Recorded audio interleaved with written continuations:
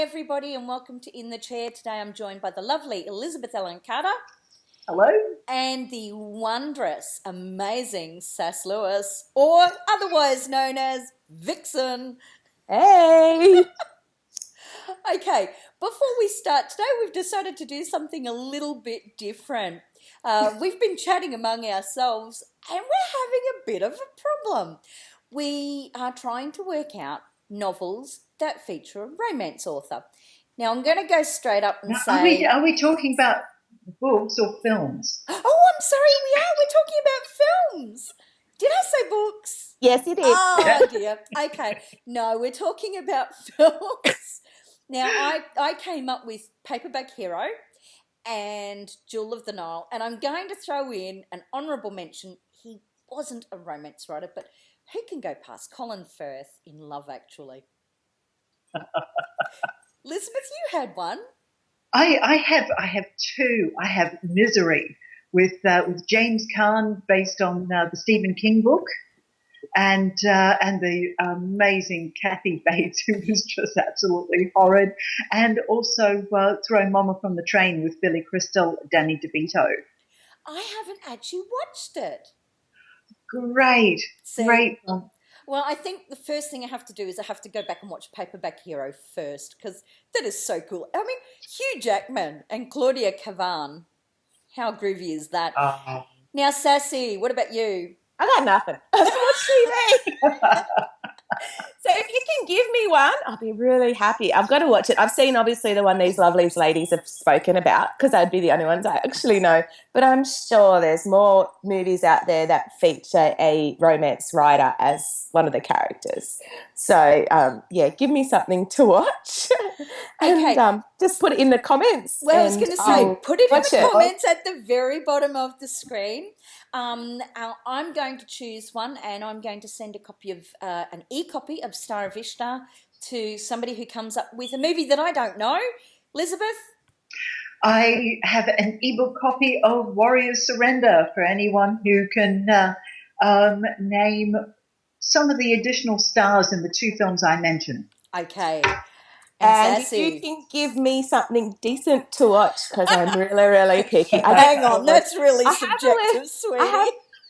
Well, I'm a little bit ADHD, so I get bored really quickly with sitting down in front of the TV. So if you can give me something really good to watch that features a romance writer as one of the characters, you'll get all 3 copies of the Vixen Simple Surgeons ebook copies. And ebooks, people, we only send to Kindle. So make sure you've got a Kindle, and we'll pick someone and we'll need your Kindle address to send it to.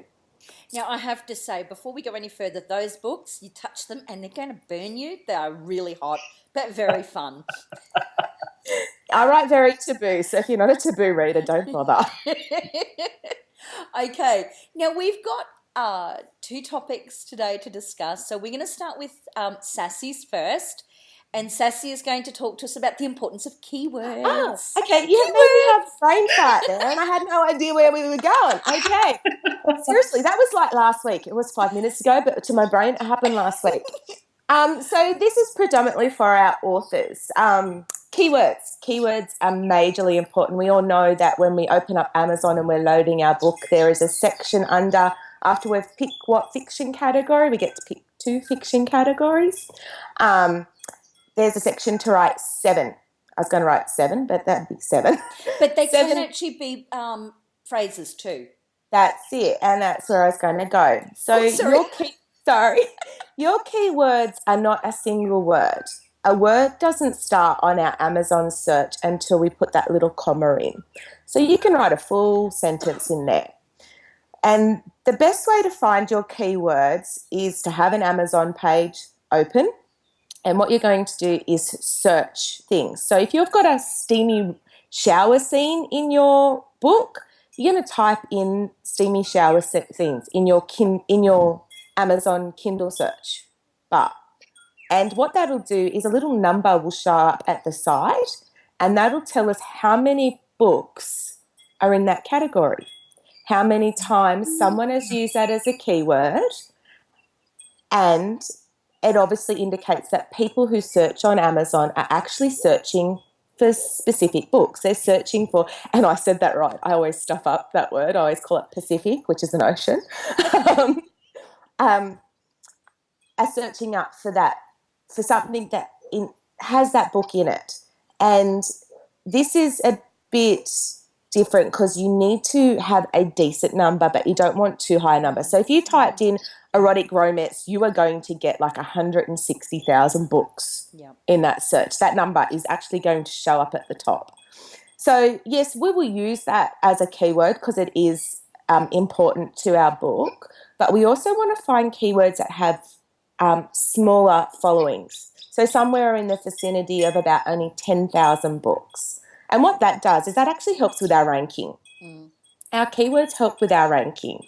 And at the bottom of our Amazon page after the book, you'll see categories and where we rank on those categories. If you can get something that says Kindle in the category, bingo. They're the ones you want. So I think if you look at my last book, Claiming His Patient's Love, it actually fell under the Kindle 60 to 90 minute reads, and that ranked quite well. It got into the top 100 for a little while. If you can crack the top 100 in any of the Kindle ranks, your book will stay on Amazon's algorithm for a lot longer. So this is where your keywords play a big part. So it's looking for words, and not just, like Imogene said, it's not just a word. You're looking for entire phrases. There are some that we could go on for hours talking about, like new adult. New adult, you need to pick new adult as a category for it to actually become a useful keyword. So, where we get to pick erotic romance, romance literature, romance fiction, but you only get to pick 2 categories. They also play a key role on your keywords. For all us erotic writers, avoid using erotic. Amazon will hide your books and bury you at the bottom of that shit pile because they are pushing us out. Again. Yeah. So if you can avoid erotic and your book has some kind of romance in it and stuff, avoid erotic. Like my first book, in that series, Taking His Patient's Virtue, I've gone under erotic. It's purely erotic. There is no love or anything like that in there. It is one big, long sex scene, basically, over 11,000 words. Yeah, it's basically erotic. But if you can avoid erotic in your key searches, that will help your book immensely. But, yeah, your keywords are important. So you're not looking just for, okay, I write an erotic romance with a alpha male and a BBW heroine. Okay, so that's giving you 4 keywords. It's alpha, romance, erotica, or 4, and BBW. Now you want to look at your book a little more closely. You want to look, I've got a steamy car scene. I've got exhibition. I'm having sex in public. So we're going to add that to our keyword search. But every keyword you come up with, you want to go back to Amazon and double check it. Because if it's only got 10 books in there, it's a useless keyword. It's not going to get your book anywhere. And don't be afraid of doubling up your phrases. So I've got an erotic romance BBW book, and that's one keyword before I put my comma. I'm not going to be afraid to just go BBW as well, because when I go back to Amazon and I search the term BBW or Big Beautiful Women, just under that one word, there's 40,000 books or 30,000 books. So it is a lot of research and that. But when you're writing, especially when you're writing your series books, you'll find that it's just a matter of tweaking 1 or 2 keywords, and you can use that sequence over the course of all your books. Yep. Neat. So that is how we work our keywords, people. There is a lot more in depth and than that, but that's the short overall how to use our keywords. It is. Well done. Okay. That's great. Let's jump to topic number 2. Thank you very much, Sassy, for that explanation. Welcome. Elizabeth, would you like to introduce? Sorry, I'm just I may develop a reputation here. Really? Oh, sweetheart, I think Really? I've got you on the bitchy part, so we're all good. Well, there was the Brisbane Writers' Festival a couple of weeks ago now, and all of a sudden, this tiny little writers' festival that the majority of people in Australia haven't heard of is now in Time magazine and the Washington Post, all because an author, their author guest speaker, decided to state the bleeding obvious that we write fiction and we make up characters and we write. Well, that offended a certain audience member who said, well, you're just displaying your privilege. You're culturally appropriating. How dare you write of people of other cultures and sexualities and abilities because you're not one of them. And I find that entire concept to be utterly remarkable and at its heart really quite dangerous. Idiocy. I think name calling. Sorry, we did have a private chat about this before we decided to make it a topic. And my first word was idiot. And I couldn't even type mine. But the thing is, we are beginning to see this leave the universities and make their way out into the public forum. And it's an absolutely dangerous path to go down. Because, first of all, fiction is about making things up. And one thing that did concern me is when this was discussed in a writer's Facebook forum, somebody said, well,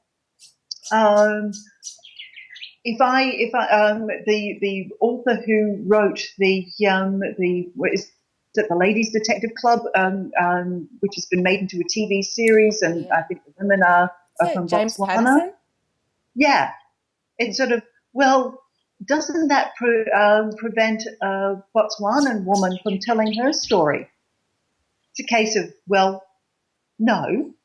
What's to stop her? What's to stop anyone from writing their story? Nothing at all. And there's almost this magical thinking that if you tell a story, well, then that's gone forever. Nobody else can tell a story like that ever again. It's sort of. And the interesting thing with Elizabeth is, I mean, there's two prongs there. One is, it's really a form of censorship to say that, oh my God, you can't do that because, but the other thing is, I mean, frankly, it's a really disingenuous thing to say. Because we know, we've seen things like Twilight and we've seen with 50 Shades of Grey, that doesn't mean anything. Yeah. Am I still here? Have I disappeared? You've disappeared on me, and so has Elizabeth. Okay. I should be back. Yeah, you're thinking. I don't know what's going on with me though. Take a look. The camera switched itself off on me, and it did there we the same go. with me. I've turned mine on. I'm back. You're both thinking. I'm back. I've got one. Sorry, Lisa found technical glitches. We have been having these technical glitches all morning, and we tried 3 other times to do this video. So just to get connected. Yeah, and then we got connected, and then it threw us out. Oh no! But well, we'll keep talking. Okay, so because we're professionals here, That's it. But getting back to what you're saying, you're right. It is a form of censorship. That there is nothing to stop anyone from writing whatever it is they please.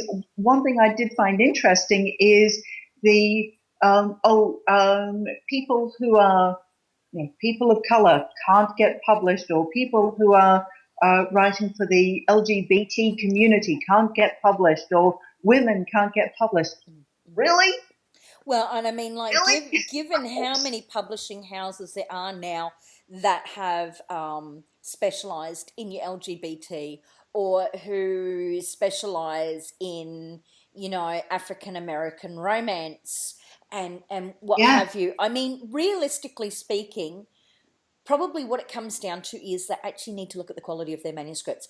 And the other thing is, there's this funny thing out there called What? self-publishing. That's it. And let's take it to the basic thing. Amazon. You can print and publish anything on Amazon. You don't have to be a We've good seen writer, for that. Christ's sakes. Like, how many books have you clicked and gone, oh my God, or you've opened up the front cover and gone, okay, well, we'll give this one a skip. But let's go back to the very fundamental of it. The word fiction. Please look it up in the dictionary before you go criticising what we should and shouldn't write as fiction writers. According to the dictionary, fiction is literature in the form of prose, especially short stories and novels that describe imaginary events and people. Do you think you're I think you're trying to tell us something, but I'm just missing. Okay.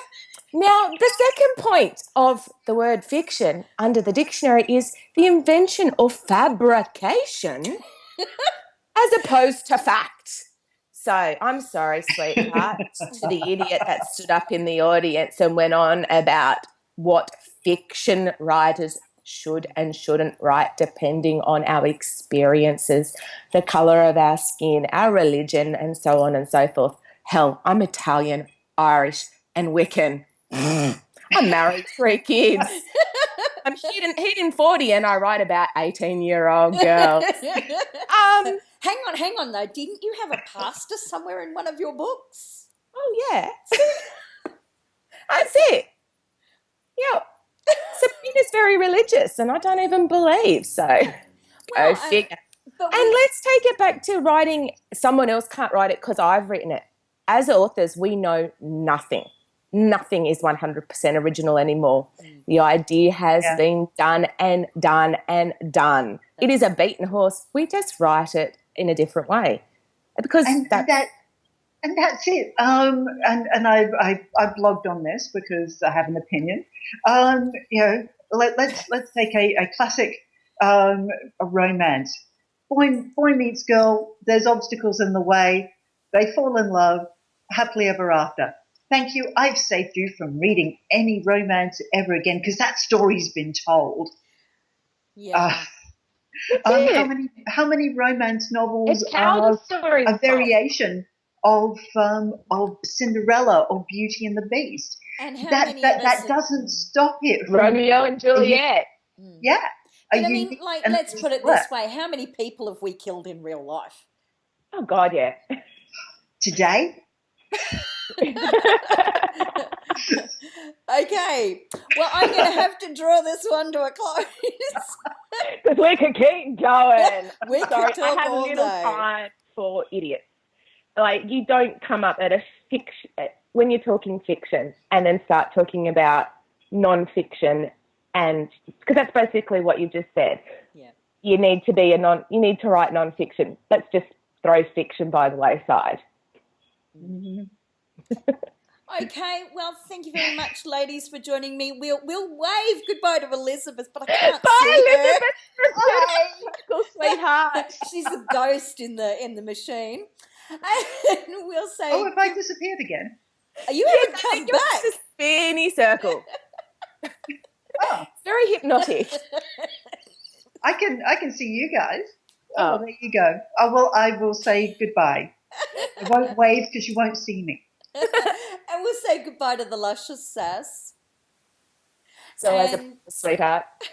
And that's goodbye from me, and we'll talk to you again really soon.